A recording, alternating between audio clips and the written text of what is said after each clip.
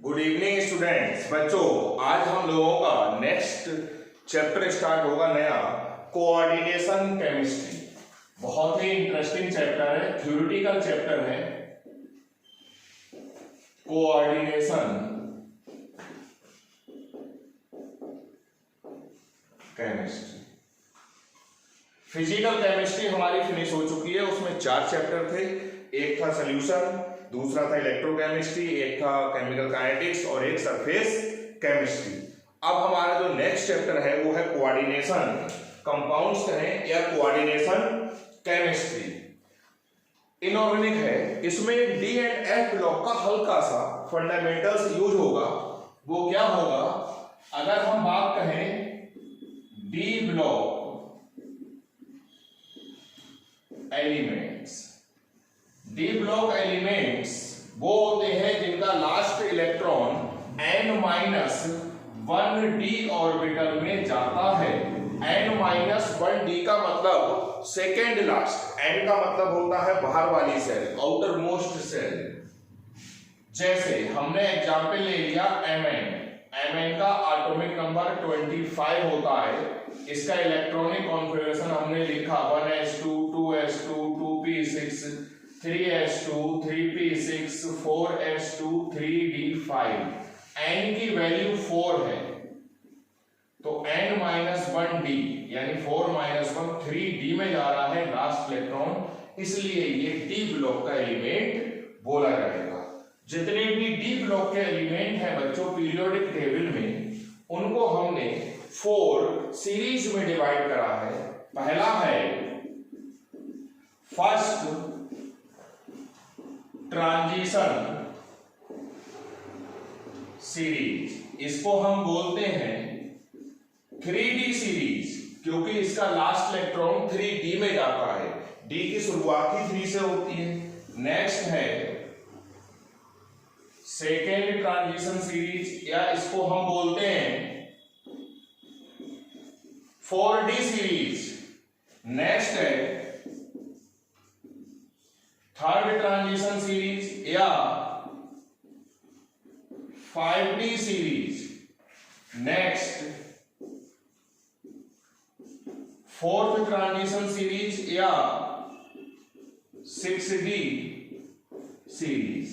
These are the 4 D block elements की series होती है ये। अब इसमें 10 एलिमेंट्स हैं, एटॉमिक नंबर 21 से एटॉमिक नंबर 30 तक। जिंक 30 तक जाओगे, स्कैंडियम 21 से। इसमें भी बच्चों 10 एलिमेंट्स हैं, एटर्नियम 39 से लेके कैडमियम 48 तक। इसमें 10 एलिमेंट है। वो 10 एलिमेंट्स कैसे हैं, एक एलिमेंट है लैंथनम और एटॉमिक नंबर 57 होता है। उसके बाद हाफनियम 72 से लेके मरकरी 80 तक। इसमें 10 एलिमेंट नहीं है। This is an incomplete series. इसमें 10 एलिमेंट नहीं है। इसमें एक एलिमेंट है एक्टिनम, जिसका एटॉमिक नंबर 89 होता है। एक्टिनोइड से जस्ट पहले वाला। उसके बाद RF एक एलिमेंट है जिसका नंबर 104 होता है।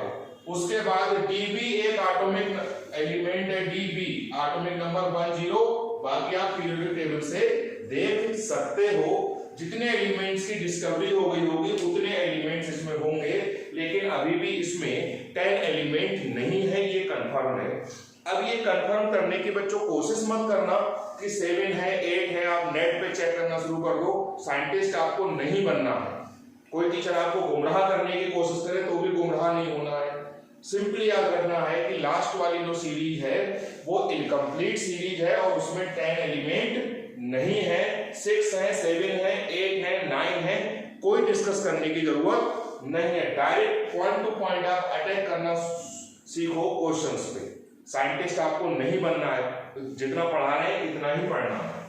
अब ये जो 3D सीरीज है बच्चों, ये बहुत काम की है। 11th में मैंने आपको स्ट्रक्चर ऑफ एटम में इस सीरीज को काफी डिटेल में पढ़ाने की कोशिश करी थी। ये सीरीज ये होती है scandium, titanium, vanadium, chromium, Mn, Fe, Co, Ni, Cu and Zn। ये 10 एलिमेंट्स हैं। Scandium, titanium, vanadium, chromium, manganese, iron, cobalt, nickel and zinc. इनके एटॉमिक नंबर 21, 22, 23, 24, 25, 6, 7, 8, 9 और 30। ये है 1s2, 2s2, 2p6, 3s2, 3p6, 4s2, 3d1। अगर हम 3d को पहले लिख लें, 4s को बाद में लिख लें तो भी कोई फर्क नहीं पड़ेगा, लेकिन फिलिंग पहले 4s की ही होगी। अब इनका जब आप इलेक्ट्रॉनिक कॉन्फ़िगरेशन लिखोगे बच्चों तो बाहर वाले की जरूरत पड़ेगी, यहां तक कि इसकी जरूरत नहीं पड़ेगी। शॉर्टकट क्या है, ये जो लेफ्ट वाला डिजिट है ये 4s में जाएगा और राइट वाला डिजिट 3d में जाएगा। इसका हो जाएगा ये 4s2 3d3। इसका हो जाएगा 4s2 3d2। अब जैसे इसका लिखना है 27 तो ये जाएगा 4s में और ये जाएगा 3d में।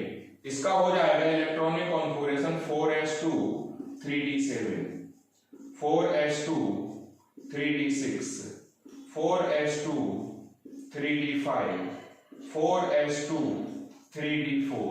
लेकिन d ऑर्बिटल हमको पता है जो हाफ फिल्ड होती है वो स्टेबल होती है, तो स्टेबिलिटी गेन करने के लिए ये यहां से एक इलेक्ट्रॉन इधर शिफ्ट कर लेगी। ये क्रोमियम का एक्सेप्शनल केस है। ये 4s2 3d8, 4s2 3d9 और ये 4s2 3d10। अब ये 9 वाला 10 होगा, 9 वाला 10 होगा तो ये हो जाएगा 10 और ये हो जाएगा 1। ये हो गया। तो ये दो एक्सेप्शनल केस थे, ये और ये। The irregularity in case of chromium and copper is due to extra stability of half filled and full filled d orbitals. एक मिनट बच्चों,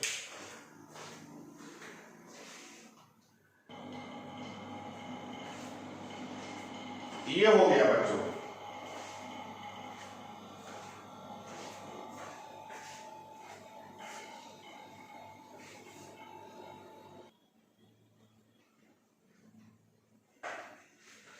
अब अगर हम बच्चों डी ब्लॉक एलिमेंट्स की बात करें, डी ऑर्बिटल्स की, डी में 5 ऑर्बिटल्स होती हैं, डी में 5 ऑर्बिटल्स होती हैं और उन 5 ऑर्बिटल्स के नाम कैसे होते हैं आपको सारा मैं फंडामेंटल्स बता देता हूं।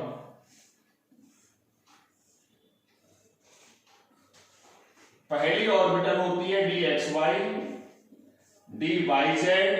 dyz, dzx और dx2 y2 और ये लास्ट वाली होती है dz2। इन 3 ऑर्बिटल्स को हम बोलते हैं T2g और इन दो को बोलते हैं EG। T2 का मतलब होता है ट्रिपली मींस 3 और G का होता है D generate. D generate means होता है इक्वल एनर्जी और E मींस डबली, डबली मींस 2। मेरे कहने का मतलब ये हुआ कि D में जो ऑर्बिटल्स होती हैं 5, उनमें शुरू की 3 ऑर्बिटल्स की एनर्जी आपस में बिल्कुल एग्जैक्ट इक्वल होती है, आखिर की 2 की इक्वल होती है। इनमें और इनमें हल्का सा एनर्जी डिफरेंस होता है, बहुत कम डिफरेंस, बहुत नेग्लिजिबल होगा लेकिन होगा। इन 3 ऑर्बिटल्स की एनर्जी इक्वल होती है, इसलिए इनको बोलते हैं T2G। T2 का मतलब है 3 और G का मतलब है equal energy. Degeneracy means equal energy. अब ये जो ऑर्बिटल्स हैं आप ध्यान रखोगे, dxy उसको बोला है जिसके लोब्स डबल डम्बेल शेप होती है। अगर लोब्स लाई करें एक्स और वाई एक्सिस पे तो इसको नाम देते हैं डी एक्स वाई। अगर हम लोब्स लाई करें वाई और जेड पे तो इसके बोलते हैं डी वाई जेड। और अगर ये लाई करें जेड और एक्स पे तो इसको हम बोलेंगे D Z X. These are the three orbitals. Axis पे लाई नहीं कर रहे हैं तो इनको बोलते हैं नॉन एक्सियल डी ऑर्बिटल्स। अब D X square Y square, इसके लोब्स लाई करेंगे एक्स एक्सिस पर और वाई एक्सिस पर। डी जेड स्क्वायर के दोनों लोब लाई करेंगे जेड एक्सिस पे। तो बच्चों हमको दिखाई एक ही देगा, पहला भी जेड पे है दूसरा भी जेड पे है, एक दूसरे को जस्ट ओवरलैप कर रहे होंगे तो आपको एक ही दिखाई देगा। ये हुई डी जेड स्क्वायर और ये हुई D X square Y square. तो ये हमने डी ब्लॉक एलिमेंट्स का आपको फंडामेंटल बताया, उसमें 3D सीरीज हमने बताई, उसका इलेक्ट्रॉनिक कॉन्फ़िगरेशन। फिर हमने इन डी ऑर्बिटल्स की शेप बताई कि शुरू की 3 को T2G बोलते हैं, T2G क्यों बोलते हैं, लास्ट की 2 को EG ऑर्बिटल्स बोलते हैं क्योंकि उन 2 की एनर्जी बराबर होती है, E for W। ये हमारा डी ब्लॉक एलिमेंट के बारे में था। अब यहां पर बच्चों एक बात बहुत इंपॉर्टेंट हुई जो कि आपको याद करनी है। पहले मैं फंडामेंटल ही बता दूं इस चैप्टर का। इस चैप्टर को डिटेल में पढ़ेंगे क्योंकि आईआईटी और नीट में ये चैप्टर से ढेर सारे क्वेश्चंस आते हैं। आईयूपीएसी नेमिंग यहां से आएगी, केमिकल बॉन्डिंग वाला हाइब्रिडाइजेशन वाला क्वेश्चन यहां से आएगा, आइसोमेरिज्म वाला क्वेश्चन यहां से आएगा, सब कुछ यहीं से आएगा। जिसमें अनपेयर्ड इलेक्ट्रॉन्स होते हैं वो सारी चीजें एटम या आयन या मॉलिक्यूल पैरामैग्नेटिक होते हैं। और जिसमें कोई भी अनपेयर्ड नहीं होता है वो होते हैं डायामैग्नेटिक। जैसे हमने कहा Fe, आपने इसका इलेक्ट्रॉनिक कॉन्फ़िगरेशन लिखा ये। अब इसमें ये 2 इलेक्ट्रॉन भरो और D में भरो 6 इलेक्ट्रॉन। कैसे भरोगे? 1 2 3 4 5 6। अब इसमें अनपेयर्ड हुए 4 और ये हुआ पैरा मैग्नेटिक। क्योंकि इसमें अनपेयर्ड इलेक्ट्रॉन्स है इसलिए ये पैरा मैग्नेटिक हुआ। अब मैंने कहा Fe+3 3 इलेक्ट्रॉन निकले, या मैंने कहा Fe+2 2 निकले। प्रैक्टिकली सोचो, प्रैक्टिकली 4s ऑर्बिटल बाहर होगी क्योंकि 4s ऑर्बिटल 4th सेल में होगी। ये न्यूक्लियस है, फर्स्ट सेकेंड 3 4, यहां 4s होगी, यहां 3d होगी। जब भी इलेक्ट्रॉन निकलेंगे, आ रहे थे तो एनर्जी के ऑर्डर में, लेकिन निकलेंगे तो प्रैक्टिकली बाहर होगा। जैसे गेट से अगर बच्चा निकल के बाहर भागेगा तो जो चेयर सबसे बाहर पड़ी होगी वो बच्चा उठ के सबसे पहले बाहर चला जाएगा। 4s से निकलेंगे, जैसे यहाँ पे हमको 3 निकालने थे तो 2 यहां से गए और 1 यहां से गया, तो यहां हो गया 0 और यहां हो गया 5। ये हो गया 4s0 3d5। अब यहां पर 2 निकाल लेंगे तो यहां से 2 गए और यहां से कुछ भी नहीं गया, तो ये हो गया 4s0 3d6। अब देखो 1 2 3 4 5, इसमें अनपेयर्ड है 5 और यहां देखो इसमें अनपेयर्ड है 4 1 2 3 4 5 6। तो पैरामैग्नेटिक ये भी होगा, ये भी होगा और ये भी होगा, लेकिन ये ज्यादा पैरामैग्नेटिक होगा। जितने अनपेयर्ड इलेक्ट्रॉन ज्यादा हैं उतना पैरामैग्नेटिक कैरेक्टर ज्यादा होगा। इन दोनों का पैरामैग्नेटिक कैरेक्टर सेम होगा क्योंकि इसमें अनपेयर्ड इलेक्ट्रॉन सेम है।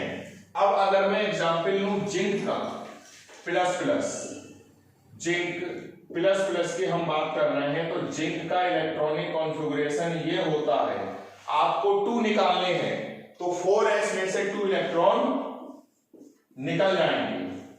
अब आप इसमें देखोगे बच्चों तो इसमें अनपेयर्ड इलेक्ट्रॉन 1 2 3 4 5 6 7 8 9 10, अनपेयर्ड इलेक्ट्रॉन 0, तो दिस इज डायामैग्नेटिक आयन, जिसमें अनपेयर्ड इलेक्ट्रॉन 0 होंगे वो डायामैग्नेटिक, और जिसमें अनपेयर्ड इलेक्ट्रॉन्स होंगे वो पैरामैग्नेटिक। ये कम पैरा और ये ज्यादा पैरा। पैरामैग्नेटिक स्ट्रेंथ को बच्चों हम कैलकुलेट करते हैं म्यू से, और म्यू का ये फार्मूला होता है, Bm इसका यूनिट है, म्यू को हम बोलते हैं मैग्नेटिक मोमेंट, एन है number of unpaired electron, Bm इसका यूनिट है जिसकी फुल फॉर्म होती है बोर मैग्नेटोन। फिजिक्स में पढ़ोगे मैग्नेटिज्म में कि बोर मैग्नेटोन क्या होता है ये।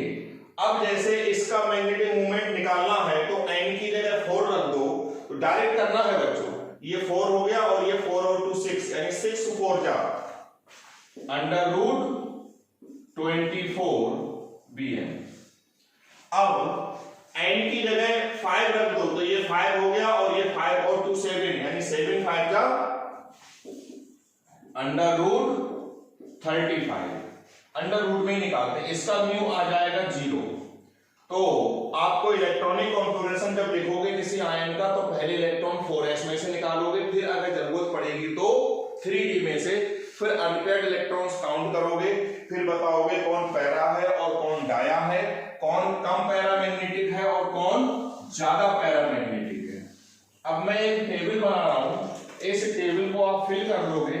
जब हम इसके बाद जो चैप्टर पढ़ेंगे D and F block element, तो उसका जो फर्स्ट लेक्चर है वो बिल्कुल सेम है, कोई उसमें चेंजेस नहीं होंगे। मैं एक टेबल बना रहा हूं ऐसे Mn++,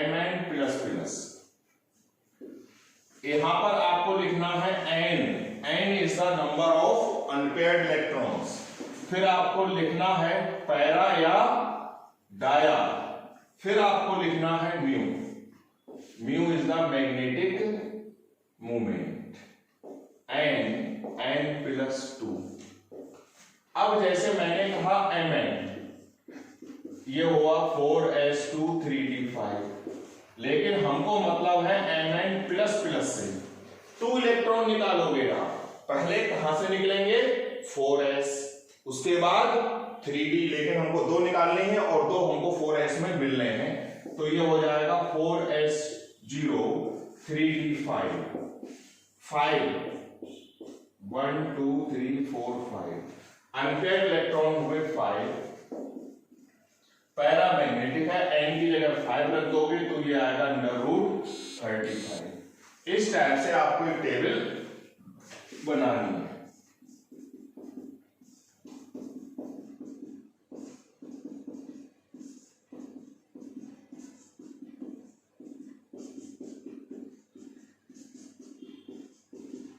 इसके बाद में यहां लिख देगा क्रोमियम